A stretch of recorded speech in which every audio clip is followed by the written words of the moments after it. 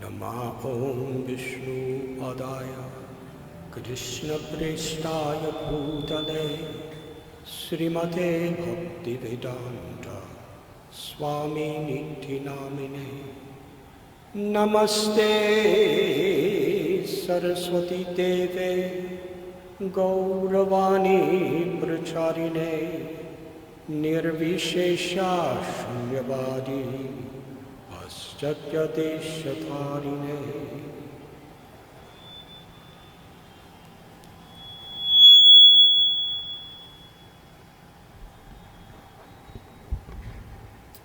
Hare Krishna.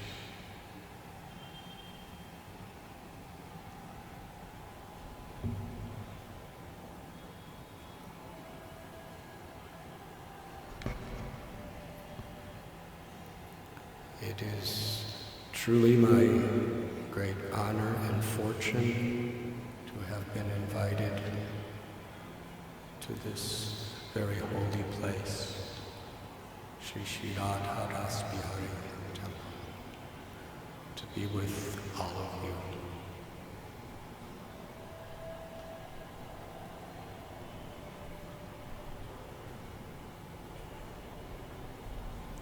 I was wondering what to speak about. I asked my dear godbrother, Sareshwara Prabhu,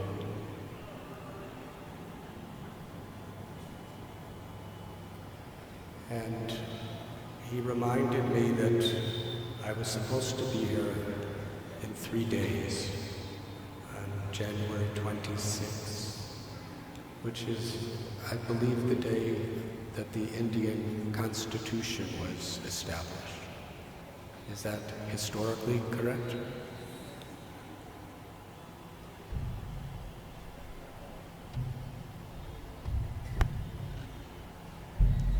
The old ones usually always work better, at least for me. Thank you.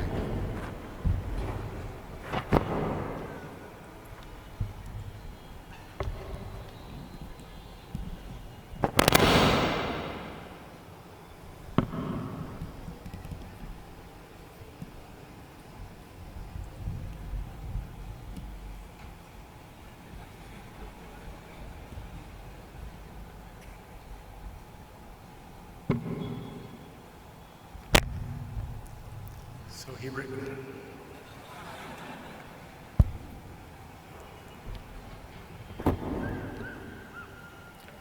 Hare Krishna.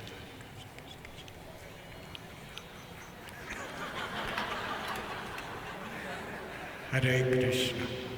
Hare Krishna, Krishna Krishna, Hare Hare, Hare Ram, Hare Ram, Ram Ram, Hare Hare.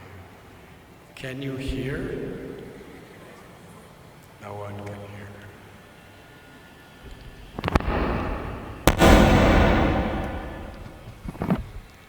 Hare Krishna.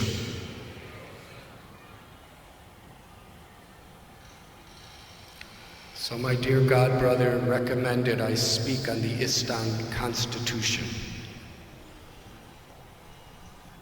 But I don't know how to talk about that. So then he gave me another idea, to speak about the constitutional position of the soul.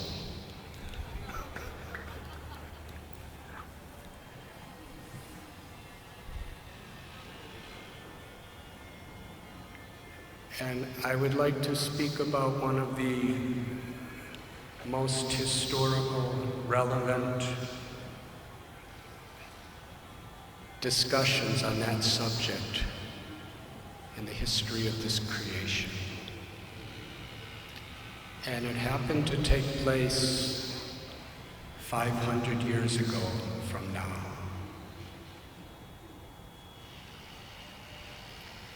On Kartik Purnima, the last day of Kartik of last year, Sri Chaitanya Mahaprabhu arrived in Vrindavan town. And that year is the 500th anniversary of Sri Chaitanya Mahaprabhu's arrival in Vrindavan. He remained there for 2 months. In those days, Vrindavan was a very secluded forest. In Mathura, there was the Adikesha temple, which was very beautiful. And after dancing and chanting the holy names of Sri Krishna and inducing thousands of the people of Mathura to do the same, he crossed the river Yamuna to Sri Vrindavan. And for the next 2 months, he wandered through the 12 forests.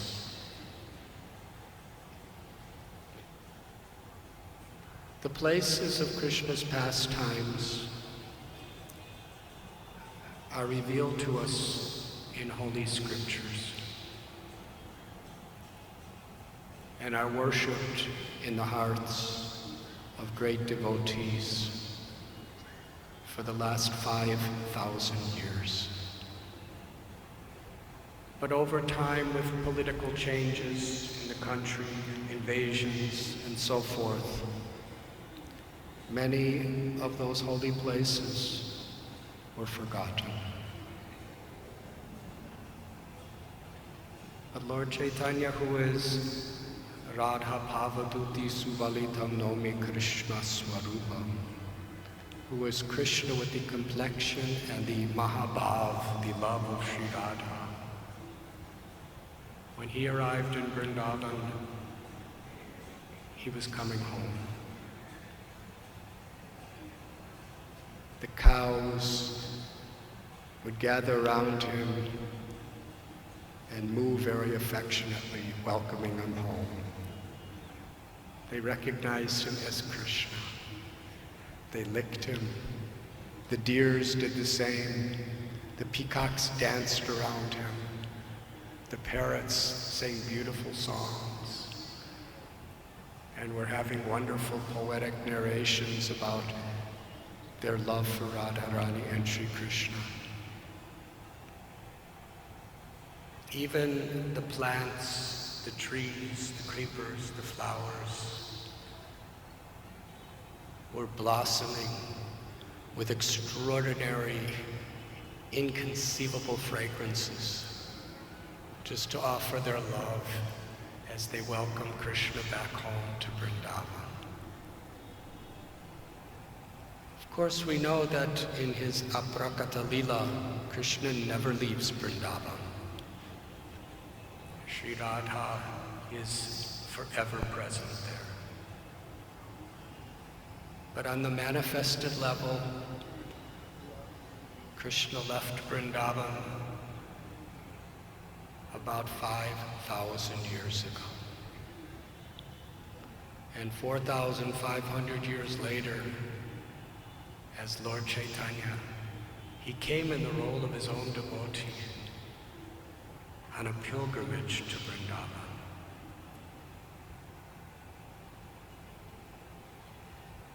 He left after 2 months, and in the month of Magh, which I believe it still is now, he arrived at Prayag, the great place where every 12 years there is the Kumbh Mela. That year it appeared that it was the Magh Mela at the time.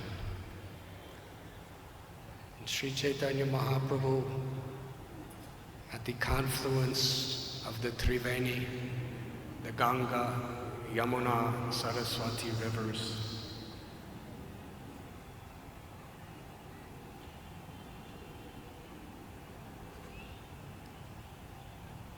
he was swarmed by many people.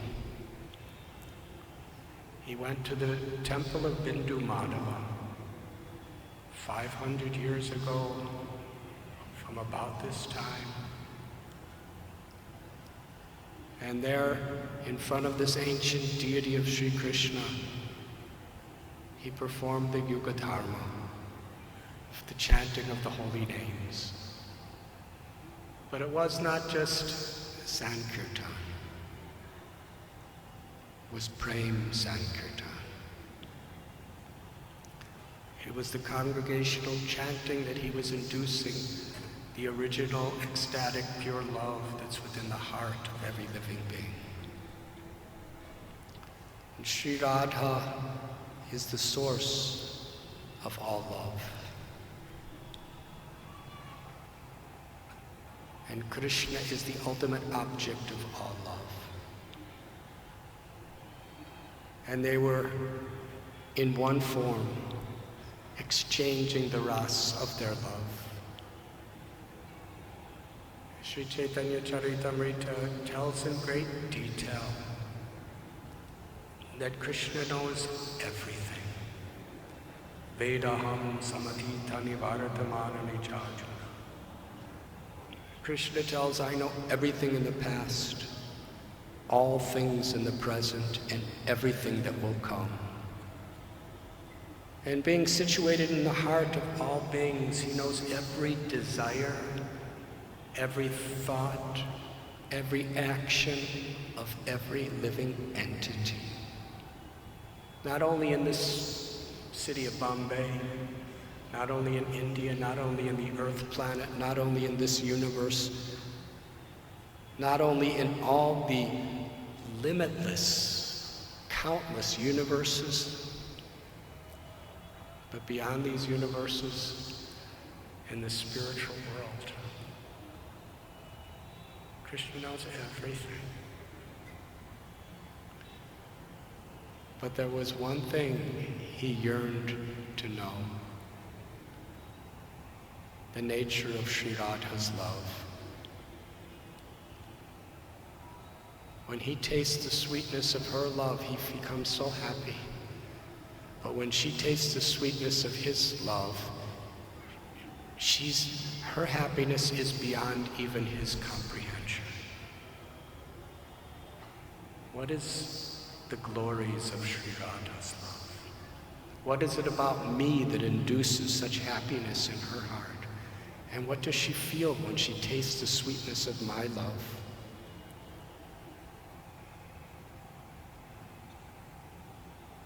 For that internal purpose, Krishna descends into this world as Sri Chaitanya Mahaprabhu with the mood of Sri Radha. But as the Karuna avatar, Parama Karuna Pahundui Jana Nitai Gaurachandra, he's supremely merciful because he comes to this world in the most fallen age of Kali, not only to taste that love, but to distribute it, to give it freely, without considering who is fit or who is not fit, without making the restriction of who is qualified or who is not qualified. Dina hina yatakshilo harinama udharilo tarasakshi jagai madhai. He gave this love to even Jagai and Madhai. Srila Prabhupada he explains Jagai and Madhai as the epitome of the fallen condition of Kali Yuga.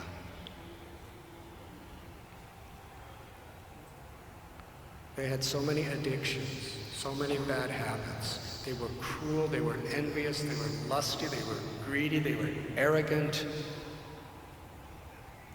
They were always in a very deranged state of consciousness through intoxication, and what they were eating can't even be spoken. But Lord Chaitanya gave them the treasure of the love of Vrindavan, something that's one of the greatest secrets of the Vedas. And in doing so, he wanted to give everyone, whoever we are, whatever we've done, wherever we've been, faith that he's come to give us that treasure, that supreme wealth, Anandam Buddhivardhanam, that happiness that everyone is essentially seeking, the awakening of the soul's potential to love Krishna, to taste the limitless sweetness of Krishna's love.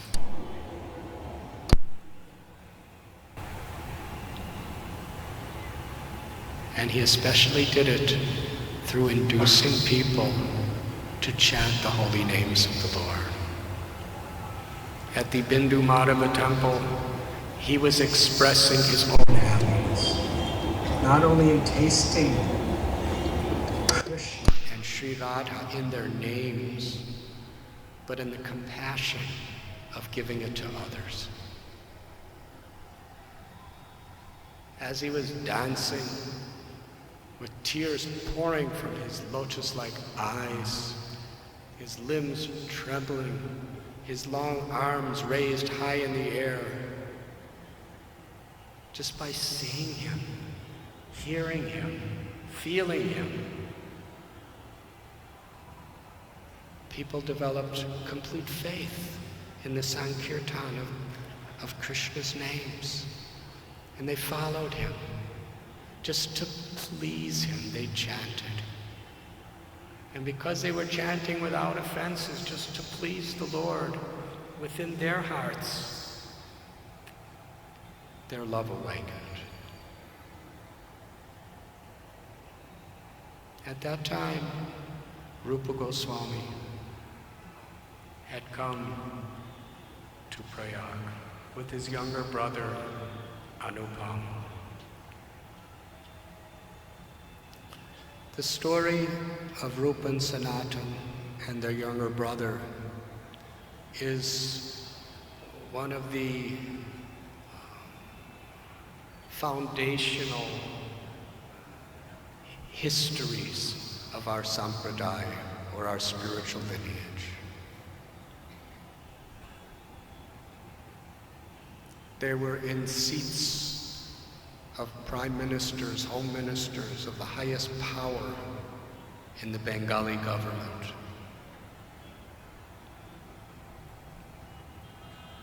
But they were very intelligent and very devotional. And they had no attachment for any of these things. They yearned for love for Krishna. And by the power of their humility, Sri Chaitanya Mahaprabhu came to their city of Ramkeli. And in the middle of the night, they secretly, incognito, came to meet him. And Lord Chaitanya told them, go to Vrindavan. He gave them a mission there.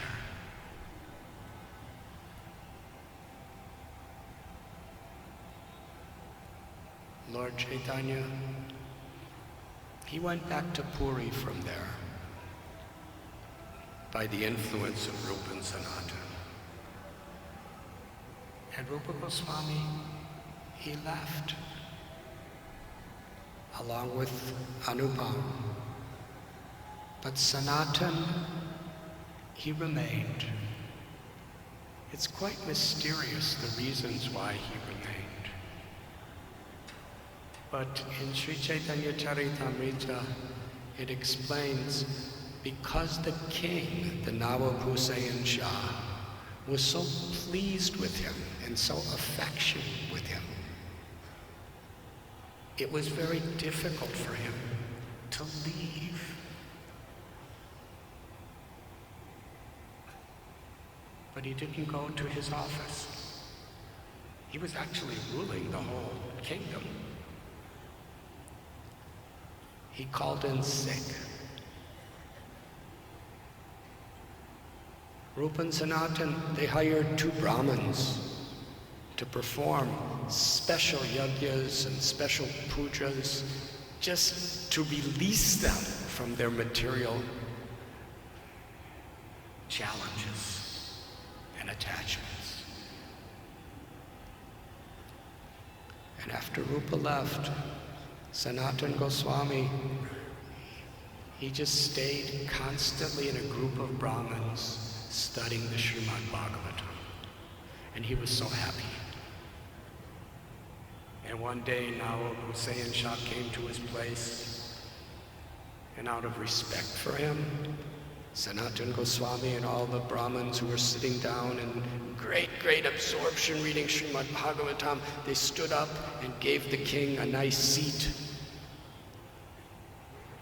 And the king said, "Why have you not come to do your service?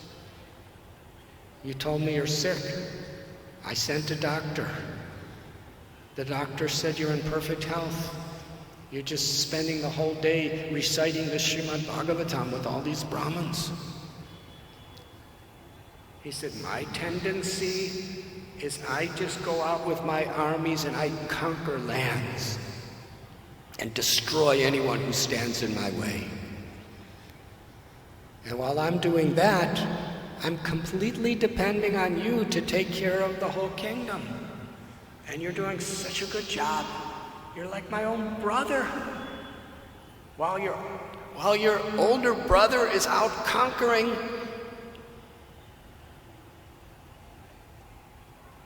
you are not performing your duties.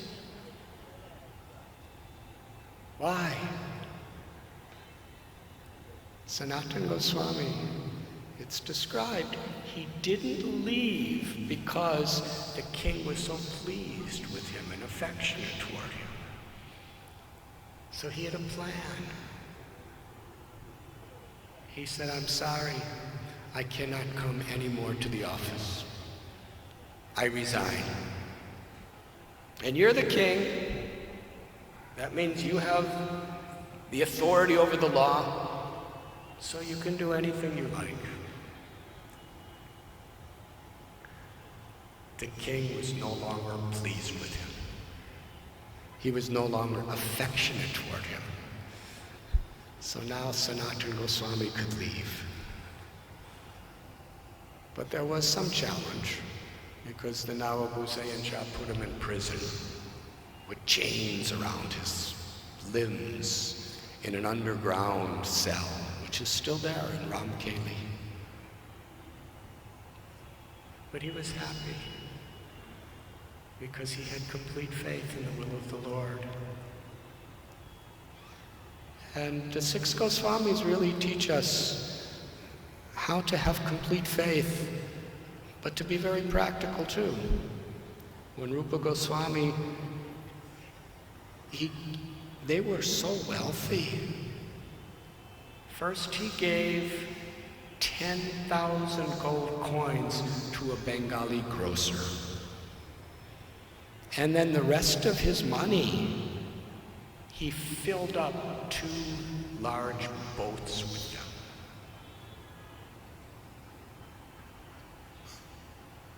And he took the boats to his native place, and there he distributed half to the Brahmins and Vaishnavas, 25% to his relatives, and he kept some for emergency. And what was that emergency? To help his elder brother. So he sent a message to Sanatana Goswami. He said, "I sent 2 messengers myself to Jagannath Puri to ask, when is Lord Chaitanya going to Vrindavan? And they told me he already left. So we're going immediately to Vrindavan, so you should also come to Vrindavan. I deposited 10,000 gold coins with this grocer, so you should use that somehow or other. He'll deliver it to you to escape."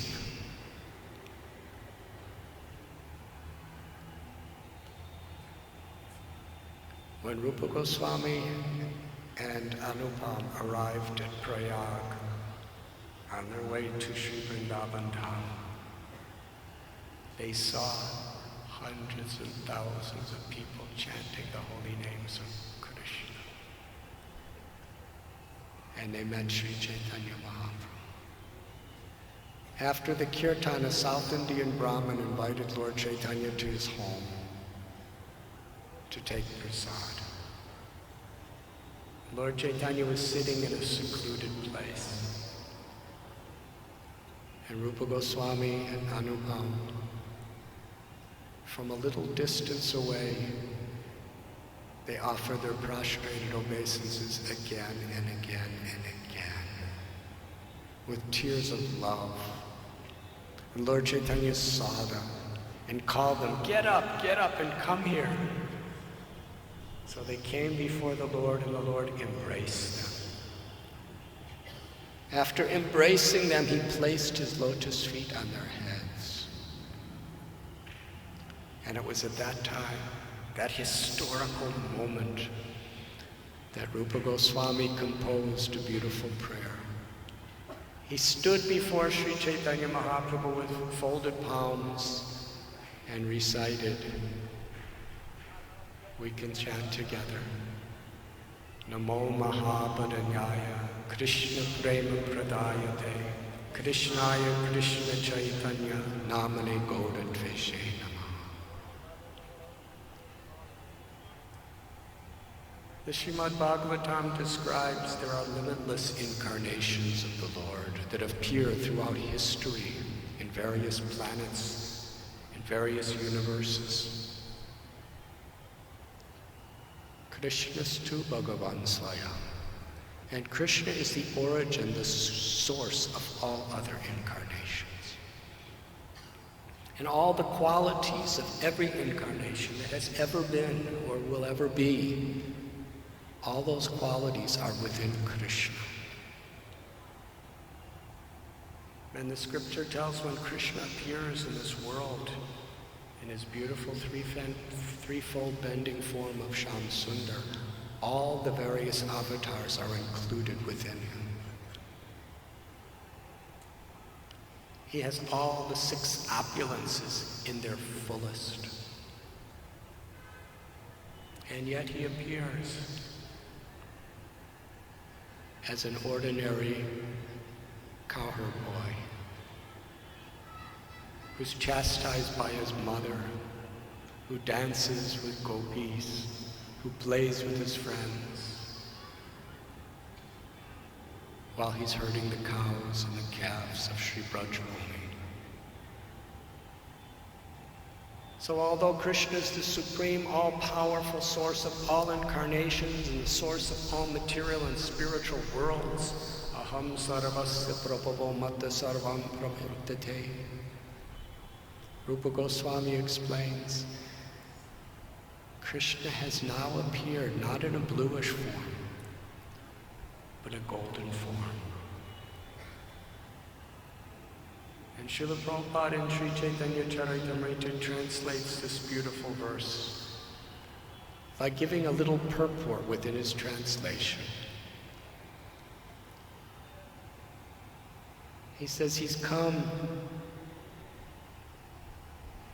in the golden form of Srimati Radharani, filled with her love.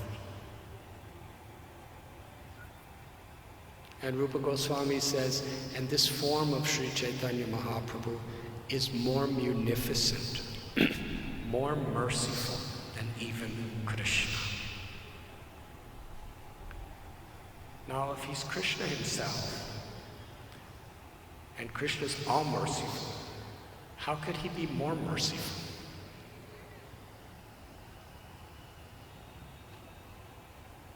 In the philosophy of Achintya Bheda Bheda Tattva, all these apparent contradictions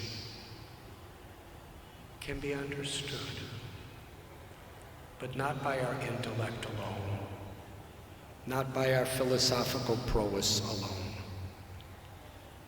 We utilize and develop these skills to our capacity, but ultimately, it's only by the mercy of the Lord that we could know the Lord. When Krishna reveals himself to us, even the most insignificant, Srila Krishnadas Kaviraj Goswami, he's writing Sri Chaitanya Charitamrita. He's in his mid-90s when he begins. such a work with such Sanskrit, such Bengali, such poetry, such philosophy. To begin at that age. And he explains, he came to Vrindavan at an old age by the mercy of Lord Nityananda. And in Vrindavan, under Kalpavriksha trees, there's a golden throne. And seated on that throne is Sri Sri Radha Govinda Dev. And at the time that he was there, one of the pujaris or priests for Radha Govinda Dev was Pandit Haridas, who was a disciple of Anantacharya, who was a disciple of Gadadhar Pandit. He describes the qualities of Haridas Pandit.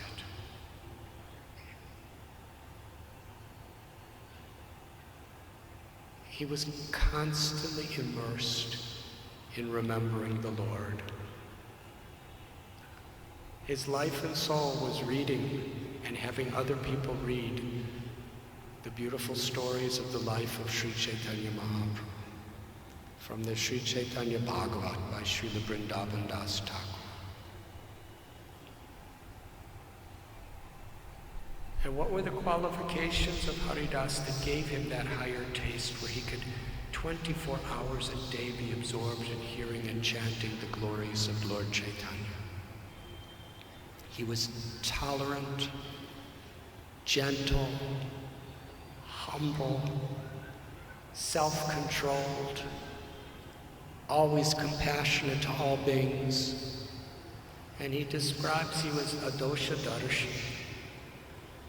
That means he always saw the good qualities in others. And Srila Prabhupada explains in this context, he quotes a Sanskrit verse, that everyone in this world has good qualities and bad qualities. But as we make spiritual advancement, we see the good qualities. We focus on the good qualities. Srila Prabhupada gives example, a honeybee isn't interested in garbage. He just goes to the flower and takes the nectar from the flower. And flies, they're not interested in flowers or nectar. They're interested in garbage. So every one of us have this, as human beings, we have this free will. If we look for the faults in others, then we become very, very much affected by those faults. And if we look for the good in others, we become enriched by that goodness. Haridas Pandit saw every living being as a child of Krishna, and especially the devotees. He just wouldn't hear the faults of a devotee. And in this way, he was always bringing out the very, very best in everyone. And in this spirit, because he was tasting the sweetness of Krishna's pastimes as Lord Chaitanya Mahaprabhu, he had absolutely no inclination toward worldly news or gossip. And therefore the devotees, and he describes who was associating with him. Bhugarbha Goswami, Govinda Dev Gosai. These were all devotees who 24 hours a day, they were immersed in loving service to the Lord. Whether they were eating or whether they were sleeping or whether they were worshiping the deity, and everything they did was for the pleasure of Krishna. And all of these devotees approached Krishnadas Kaviraj Goswami and requested him. But their request he accepted as an order. That Vrindavan Das Thakur, his Sri Chaitanya Bhagavat is so voluminous. The pastimes of Sri Chaitanya Mahaprabhu are so unlimited. He focused mainly on the pastimes of Lord Chaitanya and Lord Nityananda. But his later pastimes, he did not explain in so much detail. But for so many years, you are living at Sri Radha Kund and hearing every day for so many hours from Raghunath Das Goswami about those pastimes. You should write them. And Krishnadas Kaviraj Goswami is telling all of us, the readers, he's so unqualified. And he has, throughout Chaitanya Charitamrita, he gives lists of his disqualifications. It's hard for us to even speak them. He considers, in one place he says that I'm covered with the boils of envy. If anyone hears my name, they lose all their piety. If anyone speaks my name, they become sinful. I'm lower than a worm and stool. And Srila Prabhupada and all of our acharyas, they tell, he's not just saying this. He feels it. Now, if for one of us to feel like this, we would probably be brought to a mental hospital. But he was feeling it because he was experiencing the greatness of Krishna. And he was realizing, and in the presence of Krishna's greatness, in the presence of the greatness of other Vaishnavas, he was completely humbled. He was really feeling like this. But it was his impetus to totally surrender and take shelter.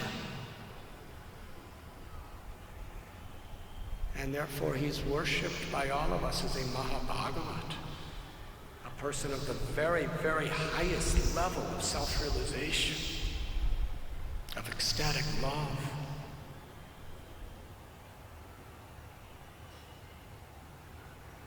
And besides that, he was so old. He writes, I can hardly see, I'm almost blind. And my hand is shaking. He didn't have computers. In those days, to write something down, you had to have different dyes from natural herbs in the ground, and you had to scribe it in palm leaves or in the bark from trees. And then he gives an analogy. He says, for one who receives the mercy of the Panchatattva, Shri Krishna Chaitanya Prabhu Nityananda Sri Advaita Gadadhara Shivasati Gaura Bhakta Vrinda, even if that person is dumb, dumb means you have no power to speak. That man or woman, that person can speak the most beautiful poetry. A person who is lame can climb and cross over the highest mountains. And even a person that's blind can see the finest stars in the sky.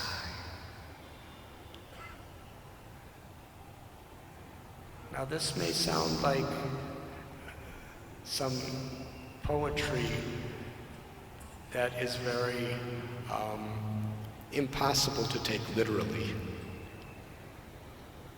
But for Krishnadas Kaviraj Goswami, it was a very personal, literal realization that for him to write Sri Chaitanya Charitamrita in his state was just like a blind man seeing the stars, a dumb man speaking poetry, and a lame man crossing mountains. And yet, it's happening. And he explains, it's not me writing. Who was it that was writing? He's about to explain. When all the devotees requested him, he took that as an order. But he required a confirmation from Krishna. So along with the devotees, he went to the temple of Madan Mohan, the deity of Srila Sanatana Goswami. And there was the pujari at the time was Gosai. That was his name. And he was offering loving service to Sri Krishna. Kaviraj Goswami silently offered a prayer to begin writing Sri Chaitanya Charitamrita. He absolutely required the blessings of Krishna. He prayed for those blessings. And just as he prayed, the mala, garland, fell off of Madan Mohan's neck. And the pujari immediately picked it up and placed it around Krishnadas Kaviraj Goswami's neck. And all the devotees saw that, and they unanimously accepted, this is the confirmation that you prayed for. And he began.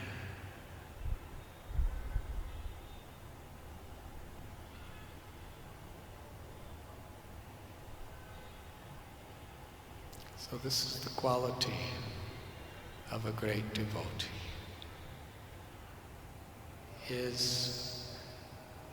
They relinquish any sense of ego with complete dependence on the will of the Lord and the mercy of the Lord. When Srila Rupa Goswami at Prayag offered this beautiful prayer, that Lord Chaitanya, you are the most merciful, you are the most magnanimous. He was surrendering himself to that mercy. And there at Prayag, Lord Chaitanya, for 10 days at the Dasaswamedha Ghat, he instructed Srila Rupa Goswami. And Sri Chaitanya Charitamrita gives a beautiful analogy, and Prabhupada says it is an exact replica of these two historical events. Before the creation of our universe, Krishna personally enlightened the heart of Lord Brahma with the essence of all knowledge, not only of how to create, but what is the perfection of life and how to achieve it. And in the same way at Prayag, Sri Chaitanya Mahaprabhu impregnated, infused within the heart of Sri Rupa Goswami his own love with all the knowledge of Krishna Tattva, Bhakti Tattva, and Rasa Tattva. The ultimate essential truths about Krishna, about the path of pure devotional service, and about the intimate loving exchanges between Krishna and his devotees and the devotees with each other when they are infused with that devotion.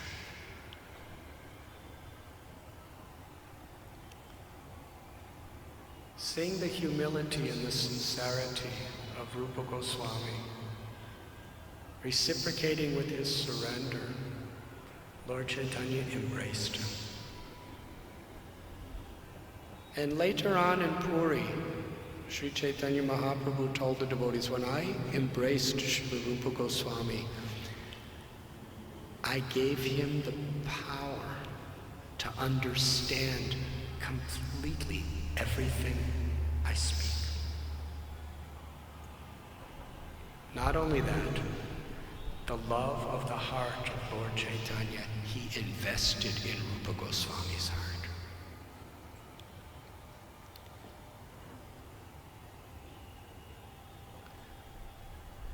Sitting on the banks of the river in Prayag, the month of Magh, 500 years ago from now, he began his explanation of bhakti. He said, Sri Rupa Goswami, he said to him that the discussion of the loving exchanges and the spiritual truths of Krishna are like a limitless ocean. An ocean that has no shores and an ocean that has no bottom. It's a limitless ocean. And the most anyone can possibly explain is one drop from that ocean. But the power of that one drop is it can inundate and completely drown an entire universe. So I am now about to explain this drop to you.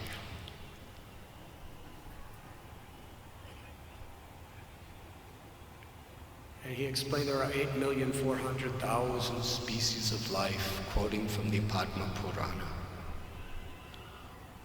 And of these different species of life, some are moving and some are unmoving. Aquatics, insects, birds, beasts, they are the moving. And among them, Durlabhamanava Janmalomiya Sansari. It's actually very rare to get a human birth. Now, from a relative perspective, living in a city like Mumbai that has about 18 million humans, living in a country like India that has over 1 billion humans, it might be a little difficult for you to think that it's very rare to get a human birth. But when you consider all the microbes, there's limitless living beings just in your body that are of other species. And within this human life, there's the incredibly valuable opportunity to understand our true nature. Atato Brahma Jigyasa, the Vedanta Sutra tells. Human birth really begins when we inquire into the nature of who we are. Sanatana Goswami, 500 years ago, just after Prayag, Lord Chaitanya went to Varanasi, he asked these questions. Who am I? Who is God? Why am I suffering? What is the purpose of life? How to achieve the purpose of life? When we sincerely ask these questions, the real potential of human birth is actually we're appreciating. But Sri Chaitanya Mahaprabhu told Sri Rupa Goswami that most humans, they don't even follow any real spiritual principles. And those that do accept a religion, so many, they just do it with lip service. But they don't really follow any of the rules or regulations. They just claim that they're of a particular religion and have some pride in their religion. But they're not really making any spiritual advancement whatsoever. And then those who actually do follow religious principles, most people do it just to improve their material life. Lord Chaitanya calls it karma nishta. They want to improve their economic development. They want to improve their sense gratification. Maybe even they want to attain some higher planet for better enjoyment and longer life. He explains of so many people who are following the principles of karma nishta. Out of millions of such people, it's very rare to find one who is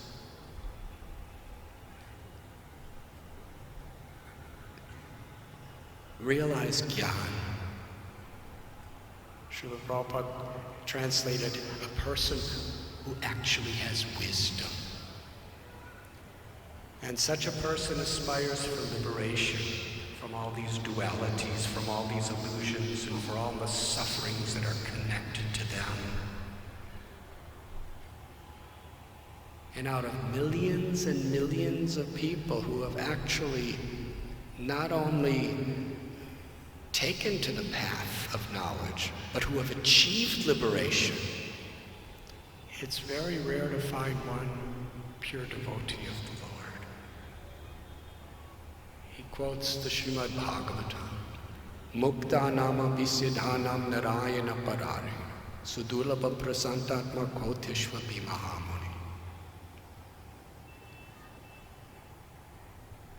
Why is it so rare? Krishna will give material enjoyment if you do the right religious activities. And Krishna will give liberation, mukti, if you do that properly. But when he gives prema, pure love, he gives himself completely. He becomes subordinate to the love of his devotee.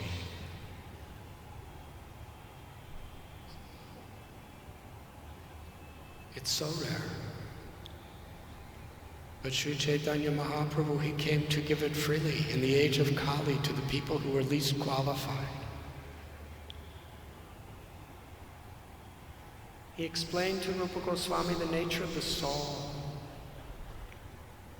We are not these bodies, we are not these minds. We are in the body and in the mind. We are the witness. We are the activating force. Mamaivam so jiva loke. We are a part of God. And he explains that within this world, the soul itself is 1/10,000th the size of the tip of a hair.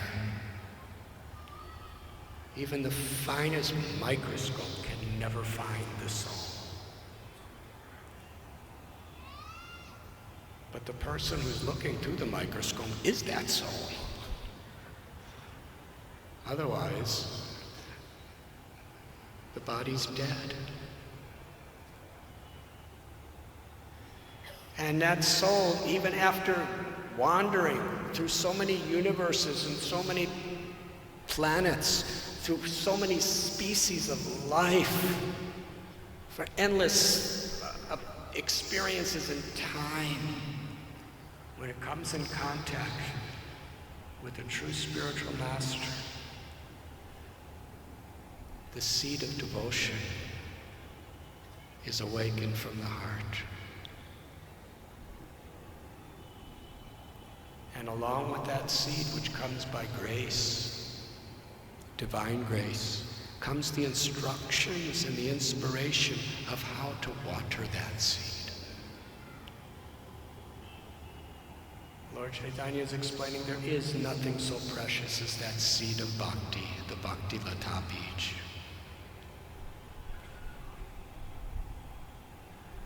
And through the 9 processes of devotional service, primarily hearing and chanting, the seed is nourished and it begins to grow. And he explains, along with it, other creepers, like weeds, they grow. The weeds of the desire for adoration, distinction, the weeds of envy, jealousy, greed, cruelty. And unless we have really good association with very, very advanced devotees of the Lord, Guru Sadhu Shastra, unless we have very, very sincere sadhana, then inevitably we will not be able to distinguish between the devotional creeper and the weeds.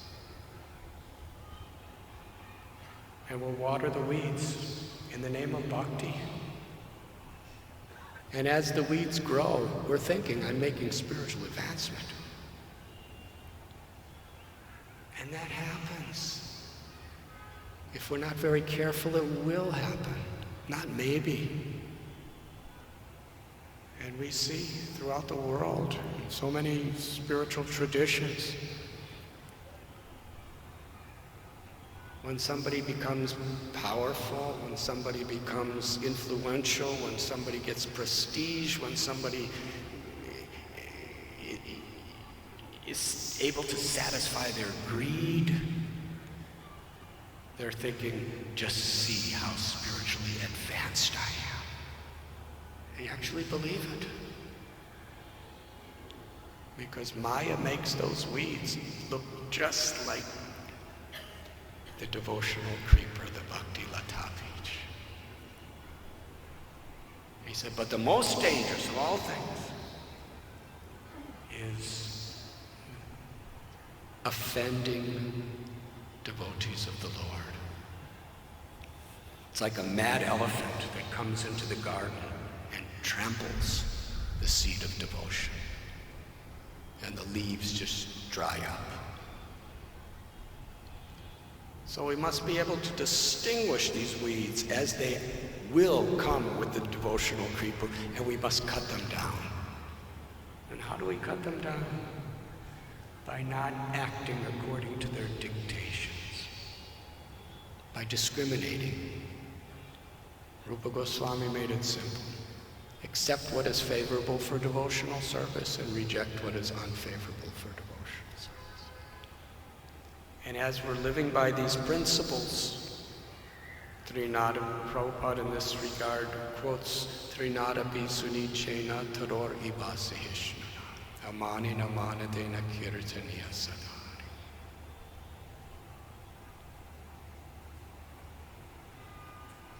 And through the practice of bhakti, especially the chanting of the holy names, it actually destroys these seeds. The greatest way to cut them down is not to give in to them by following these regulative principles of freedom, and to sincerely take shelter of the holy names of Krishna. Hare Krishna, Hare Krishna, Krishna Krishna, Hare Hare, Hare Ram, Hare Ram, Ram Ram, Hare Hare. Thank you.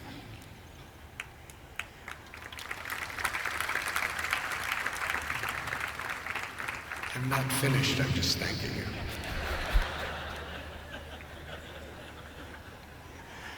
And when the seed is growing nicely, when we follow properly, Chaitanya Mahaprabhu explains that seed of devotion, it becomes a creeper that grows beyond all the various 8 layers of material existence.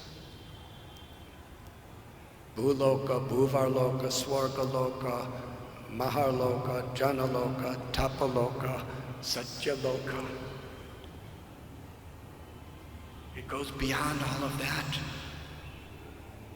Pierces the very covering of the universes, of the whole Mahatattva, the whole creation, and it enters into the Brahmajyoti, the limitless, pure light of the spiritual sky, Krishna's own effulgence. And it doesn't stop there. It keeps growing to the Vaikuntha planets of the various avatars, the original eternal homes. And it doesn't stop there either. It grows up until it reaches Goloka, the eternal abode of Lord Sri Krishna. And that supreme abode, the creeper of bhakti, ripens into the fruit of prema, or ecstatic love. And then the gardener offers that fruit at the lotus feet of Shri Shri Radharani and Krishna. And this is all happening while the gardener is living in this world. It's all happening within our hearts. We can be sitting here in Mumbai and our devotional creeper is actually at the lotus feet of Shri Shri Radha and Krishna in ecstatic love in Goloka Vrindavan. Then Sri Chaitanya Mahaprabhu explained the nature of bhakti. And he goes into great, intimate detail. And the culmination of bhakti, prema, ecstatic love. And then he goes into very, very great descriptions of the nature of ecstatic love. And its culmination in the Madhurya Leela of the different relationships of Krishna in Sri Vrindavan Dham, where Krishna becomes our friend, our child, our lover, where his supreme majesty and his greatness as the controller, the creator, the destroyer, the ultimate proprietor of everything that exists, it all falls in the background, being overshadowed by the sweetness of his pastimes, the song of his flute, and the loving, intimate nature of how he reciprocates with his devotees' love. That is Vrindavan. And he culminates with the source of all love, the beautiful pastimes between Shri Shri Radha and Krishna. Sri Chaitanya Mahaprabhu came to this world to give us eternal entrance into the pastimes of Shri Shri Radha and Krishna. These are some of the subjects that Lord Chaitanya Mahaprabhu placed within the heart of Sri Rupa Goswami. And Lord Chaitanya empowered him with his own realizations, his own love, and his own power to put this information in transcendental literature. He gave Rupa Goswami the instruction to go to Vrindavan, to take the essence of all the scriptures and reveal the love of Sri Vrindavan Dham.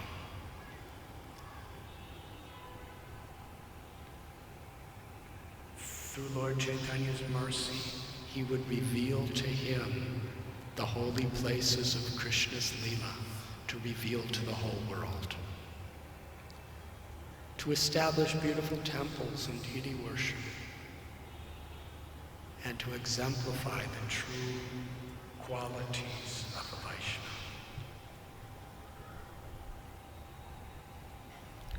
When Lord Chaitanya was going to leave Prayag, Rupa Goswami begged him, "Please let me come with you." Lord Chaitanya said, "I have ordered you to go to Vrindavan,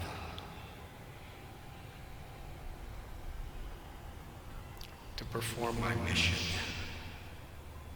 Later you can come to Puri to visit me." Lord Chaitanya got on a boat, and as he was floating away, in separation, Rupa Goswami fell unconscious.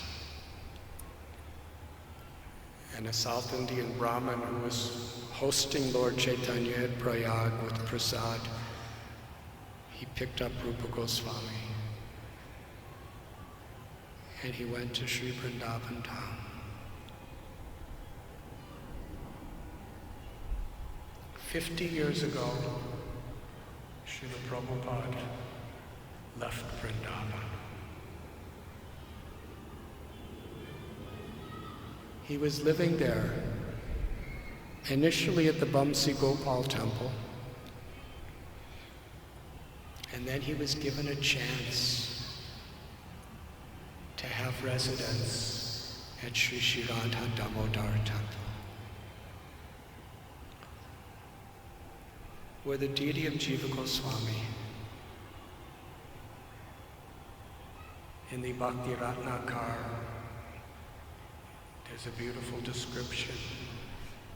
Srila Rupa Goswami, out of his love for his nephew and disciple Jiva Goswami, personally carved the deity of Radha Damodar with his own hand, personally worshipped it, and then handed that Radha Damodar to Jiva Goswami.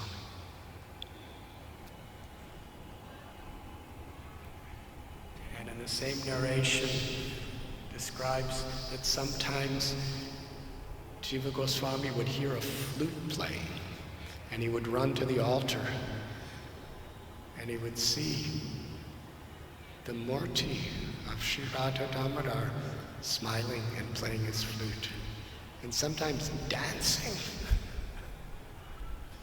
And Rupa Goswami would faint in ecstasy, the love of the Lord. But it was there, in the Seva Kunj, the very heart of Vrindavan, where Krishna, Sri Radha, and the Gopis and the Sakis would perform their Rasa Leela, that Rupa Goswami and the other Goswamis would gather to hear, to chant, to discuss Lord Chaitanya's mission, to share their ecstatic love for Krishna's teachings and pastimes. It was the meeting place of the 6 Goswamis and their associates.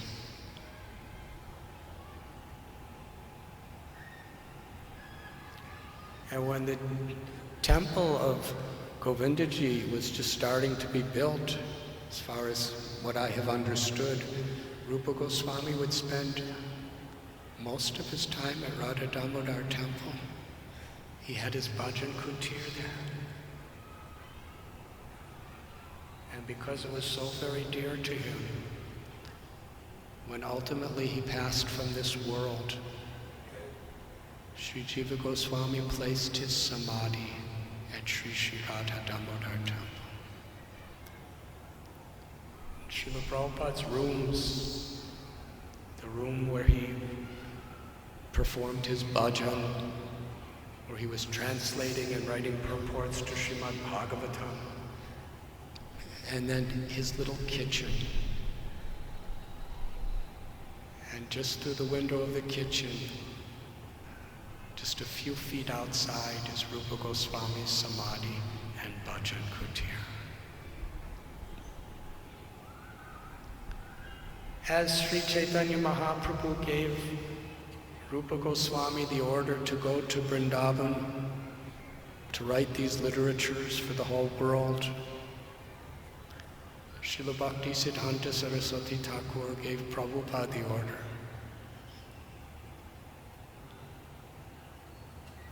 to take this message to the whole world in the English language. So year after year, Srila Prabhupada performing his bhajan, he was praying for his Guru Maharaj and Sri Rupa Goswami's blessings.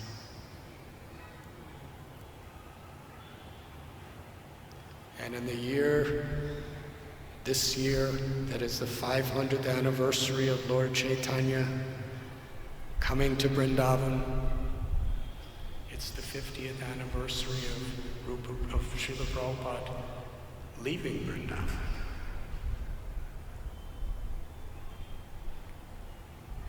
In this year, that is the 500th anniversary of Sri Chaitanya Mahaprabhu instructing Rupa Goswami,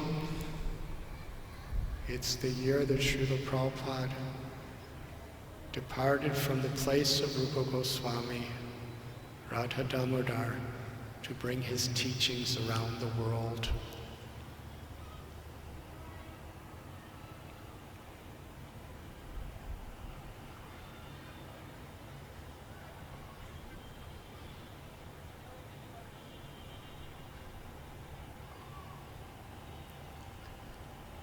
In 1966, Srila Prabhupada established ISKCON. His faith. We were describing the faith of Krishnadas Kaviraj Goswami. He was so old. He was in his 90s. And he could hardly see. He could hardly walk. He could hardly move his hand without shaking, but he wrote the entire Chaitanya Charitamrita. He said, Madan Mohan is writing.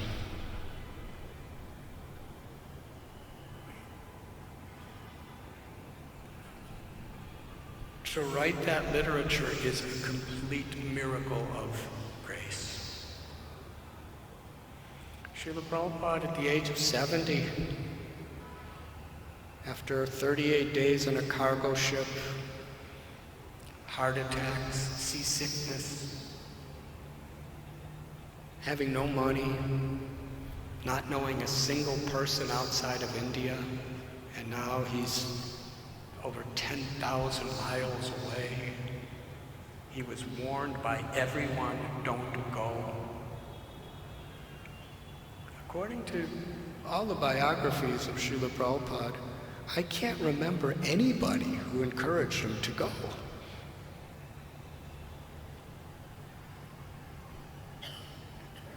Sumati Moraji, who gave him the trip, because of her great devotion to Krishna, she ultimately surrendered to Prabhupada and let him go, but she was saying, don't go. At that age, even his godbrothers, it seemed like such an impossible thing to do. And shortly after he got to New York, he had a stroke.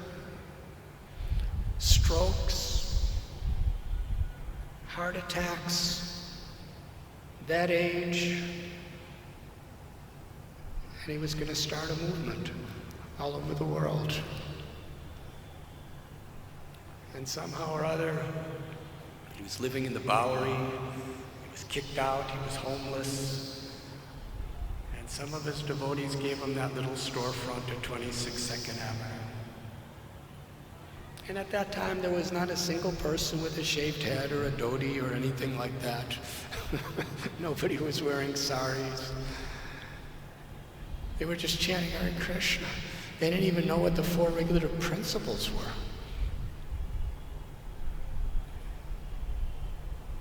And Srila Prabhupada incorporated ISKCON, the International Society for Krishna Consciousness. And the few people who were there were thinking, what's international about this? We're a tiny little storefront, in the Lower East Side of New York, which is a really kind of a run-down, homeless kind of people's place in those days. And this is an international society. Srila Prabhupada said, yes. And they said, well, maybe you should say God consciousness because nobody understands Krishna. He said, no, we are giving Krishna.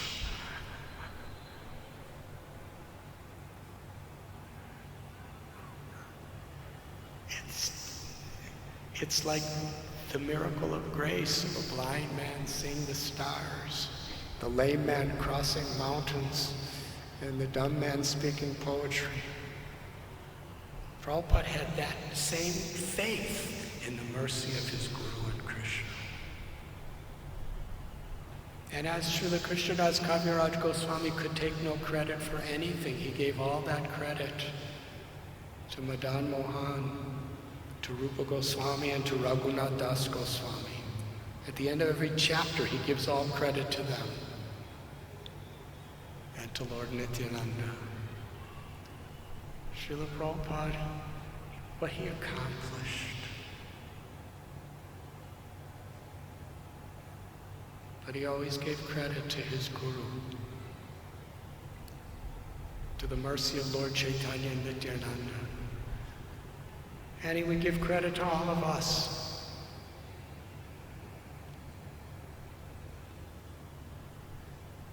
And I'm going to end by just sharing with you that for the last few weeks, I've been reading a really incredible manuscript at the Govardhan Eco Village. Our God brother Shyam Sundar Prabhu is residing. And he's just finishing. It's about 1,200 pages. And they're really big pages too. It's his recollections of his pastimes with Srila Prabhupada. And the title he gave it is quite interesting because it's very much the subject of what we're speaking about. Srila Prabhupada was just an instrument of divine miracles at every moment, every day practically. And because he believed so much in that grace, he lived that grace. He was that divine grace. He empowered his early followers to do the same.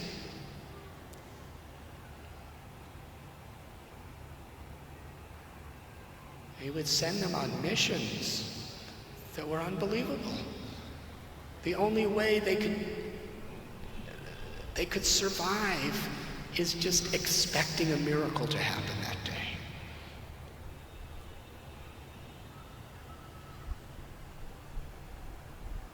And Srila Prabhupada said that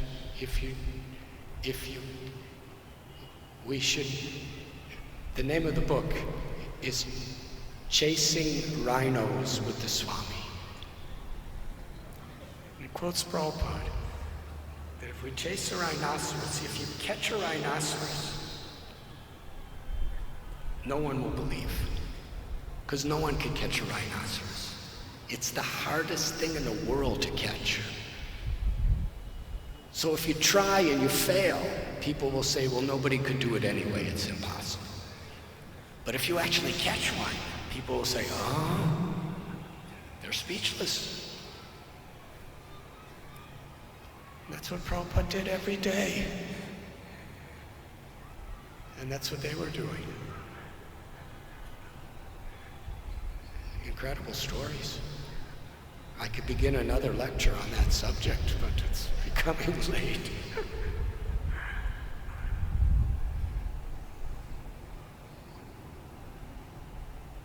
Srila Prabhupada, his love, his compassion, his grace, his wisdom is what will forever, in all generations to come, empower us to be instruments of that grace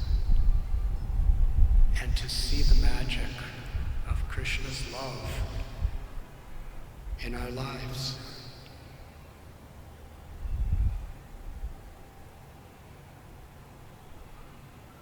But the one beautiful thing about this book is we see how the devotees really knew they were totally unqualified. But they were really sincerely trying their best just to please Srila Prabhupada with faith in what he could do through them and what he did do through them.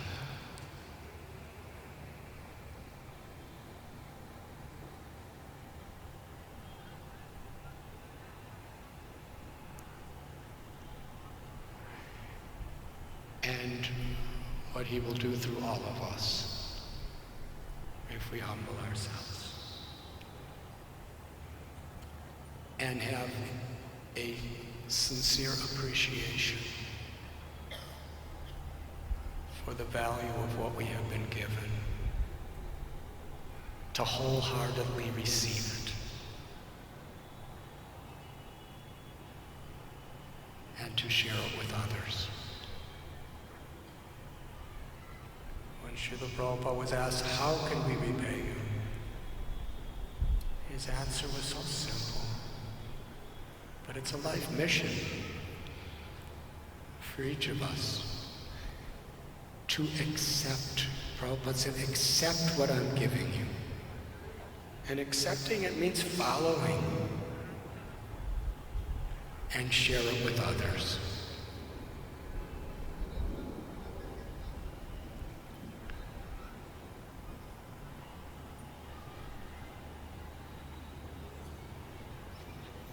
$500 years ago, 5,000 years ago, Krishna was performing his beautiful pastimes in Vrindavan. 500 years ago, Lord Chaitanya was performing his beautiful pastimes in Vrindavan. 500 years ago, Lord Chaitanya was explaining the science of Krishna consciousness to Rupa Goswami at Prayag. And by the way, it was Prayag at the Rupa Goswami Gaudiya Math that Srila Prabhupada took initiation. At the very place that Lord Chaitanya instructed Rupa Goswami, that's where Srila Prabhupada took initiation, first and second. Harinam and Gayatri Diksha from Srila Bhakti Siddhanta Saraswati Thakur Prabhupada.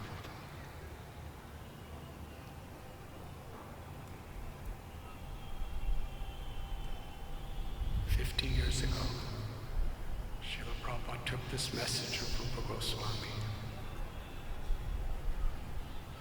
And here in his office, Shri Radhanath Bihari Temple, where actually he spent more time than anywhere else on the entire planet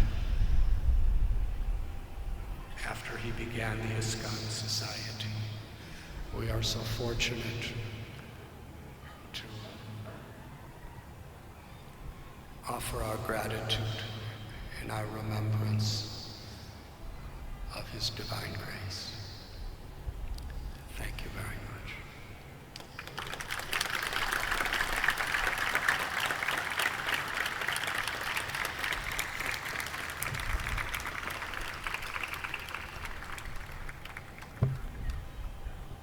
We shall have Sankirtan. Everyone, for Srila Prabhupada and Sri Radhanath Bihari's pleasure, let us dance and chant very loudly.